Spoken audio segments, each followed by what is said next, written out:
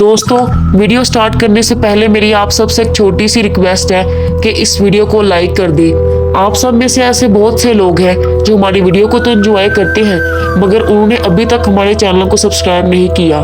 तो आप सबसे एक रिक्वेस्ट है कि हमारे चैनल को सब्सक्राइब करें और इस वीडियो को लाइक कर दिया करें। रात के 9 बजे का वक्त था। ज्योति अपने घर में खाना बना रही थी, तभी उन्हें बाहर से कुछ खटपट की आवाज आई। अरे, बाहर से ये खटपट की आवाज कैसी आ रही है? इतना ज्यादा शोर कौन कर रहा है? तुम रुको, मैं देख कर आता हूँ। मयंक बाहर देखने के लिए जाता है तो देखता है कि एक औरत अपने 2 बच्चों के साथ ट्रक से सामान अनलोड करवा रही है। मयंक ज्योति को आवाज देकर बुलाता है तो ज्योति भी बाहर आती है। लगता है ये लोग यहाँ पर शिफ्ट हुए। चलो तो जरा चलकर पूछते हैं किस घर में रहने वाले हैं ये। वो दोनों उनके पास जाते हैं और घर के बारे में पूछने लगते हैं। हाँ, हम लोग यहाँ पर नए शिफ्ट हुए हैं। आपके बाजू वाला घर ही खरीदा है हमने। क्या? लेकिन आपने ये घर किससे खरीदा? इस घर के जो मालिक थे उनका देहांत तो 2 साल पहले ही हो गया था, और उसके बाद उनकी पत्नी और दोनों बच्चे भी एक हादसे में चल बसे। ना तो उनका कोई वारिस है और ना ही किसी रिश्तेदार के नाम पर ये घर है। तो फिर आपने इसे किससे खरीदा? दरअसल वो प्रॉपर्टी डीलर ने मुझे ये घर दिलवाया है। अब उन्होंने कैसे क्या किया वो मुझे नहीं पता, लेकिन ये घर आज से हमारा है। चलो बच्चों, बहुत रात हो रही है, घर के अंदर चलते हैं। उस औरत ने ज्योति और मयंक से ज्यादा बात नहीं की और अपने बच्चों को लेकर सामान के साथ घर के अंदर चली गई। बड़ी अजीब औरत है, बिना ठीक से बात किए चली गई। मैं तो बस इसलिए इससे बात करने आई थी कि अगर इनको मदद की कोई जरूरत हो तो हम उनकी मदद कर देंगे, लेकिन ये तो हमसे बात करने में इंटरेस्टेड नहीं है। अरे जाने दो ना, तुम अंदर चलो और खाना लगा दो। मेरे पेट में तो चूहे कूद रहे हैं। ज्योति और मयंक घर के अंदर आ गए। खाना पीना खाकर वो दोनों सो गए। अभी थोड़ी देर पहले ज्योति की आंख लगी थी कि उसके कानों में एक आवाज पड़ी, जैसे तो कोई गाना गाकर नाच रहा हो। उस आवाज से ज्योति की नींद टूट गई। अरे ये कैसी आवाज है? इतनी रात को कौन गाना गाकर नाच रहा है? ज्योति ये देखने के लिए उठ ही रही थी कि तभी तेज हवा से उनके कमरे की खिड़की खुल गई। अरे ये मयंक भी ना हर रोज खिड़की खुली छोड़ देते हैं। इनके चक्कर में किसी दिन कोई चोर ही हमारे घर में घुस जाएगा। ज्योति खिड़की बंद करने के लिए उठती है, लेकिन जैसे ही वो खिड़की बंद करने लगती है तभी उसकी नजर सामने वाले घर पर जाती है, जिसमें आज वो औरत अपने 2 बच्चों के साथ रहने आई थी। ज्योति ध्यान से देखती है तो उस घर की खिड़की पर बहुत अजीब सी 3 परछाइयां थी। अरे बाप रे, ये कैसी परछाइयां हैं? ऐसा लग रहा है जैसे घर में कोई इंसान नहीं बल्कि चुड़ैल का परिवार है। अरे ज्योति, इतनी रात को तुम खिड़की के पास क्या कर रही हो? नींद में चलने की बीमारी हो गई है क्या तुम्हें? अरे आप कब जाग गए? आपने तो मुझे डरा ही दिया। आपने खिड़की खुली छोड़ दी थी तो हवा की वजह से खुल गई, वही बंद कर रही थी। लेकिन उनके घर में तो देखो, ऐसा लग रहा है जैसे घर में इंसान नहीं बल्कि चुड़ैल है। कैसी अजीब सी परछाई इन लोगों की, और इतनी रात को गाना गा गा कर नाच रहे हैं। क्या? मयंक खिड़की के पास आता है, लेकिन जैसे ही वो उनके घर की तरफ देखता है तो घर की लाइट्स बंद थी। लाइट बंद होने के कारण वहाँ कोई परछाई भी नहीं थी, और ना ही वहाँ पर अब गाना गाने की आवाज आ रही थी, और ना ही किसी के नाचने का शोर सुनाई दे रहा था। अरे यार, कुछ भी तो नहीं है यहाँ पर। खामखा अपनी नींद भी खराब कर रही हो और मेरी भी। मैं खिड़की बंद कर देता हूँ, तुम सोने जाओ। अरे लेकिन मैं सच कह रही हूँ। प्लीज ज्योति, तुम सोने जाओ। ज्योति के पैरों तले से जमीन खिसक गई कि अभी 1 मिनट पहले तक जो उसने देखा वो अचानक उसकी आंखों के सामने से गायब कैसे हो गया। वो घबराई हुई आकर वापस अपने बिस्तर पर लेट गई और उसे फिर से वही गाने और नाचने की आवाज सुनाई देने लगी। अब तो मुझे पक्का लगता है कि उस घर में भूत रहने के लिए आए हैं। अब मैं उठकर नहीं जाऊंगी। अगर उन्होंने मुझे पकड़ लिया तो मेरा तो खेल ही खत्म कर देंगे। चुपचाप सोई जाती हूँ। ज्योति घबरा कर सो जाती है, लेकिन सुबह जब उसकी आंख खुलती है तो मोहल्ले में बहुत शोर हो रहा था। अरे बाहर इतना शोर किस बात का हो रहा है?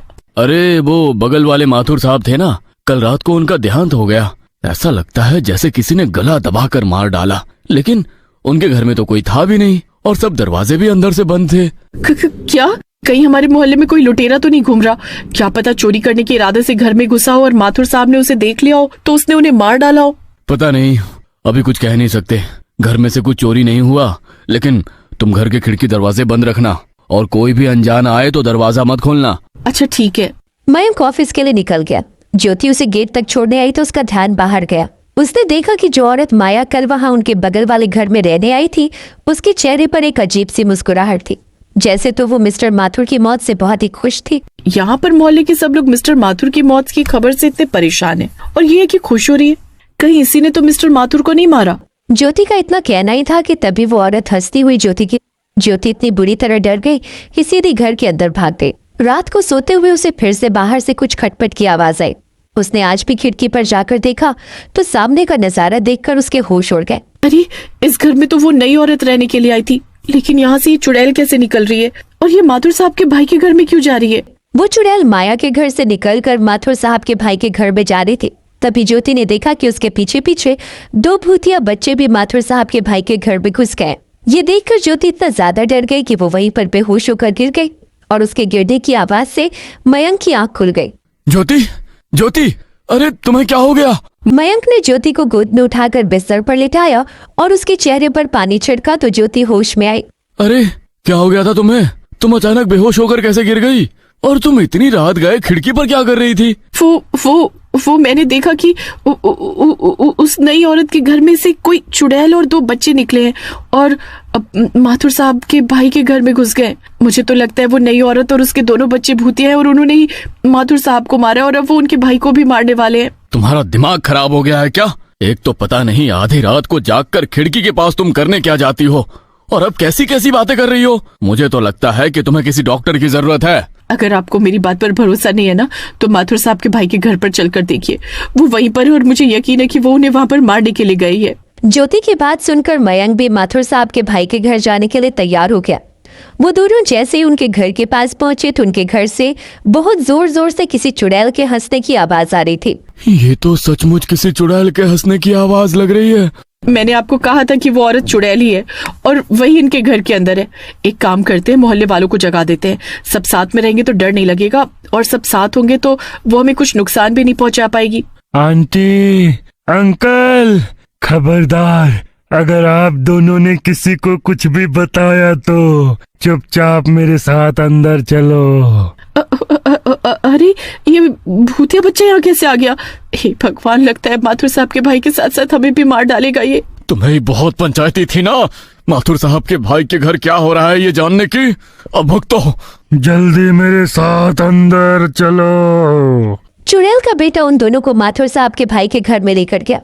मुझे पहले ही पता चल गया था कि तुम्हें मेरी सच्चाई पता चल गई है और तुम मेरा पीछा जरूर करोगी। देखो, मेरी और मेरे पति की तुमसे कोई दुश्मनी नहीं है।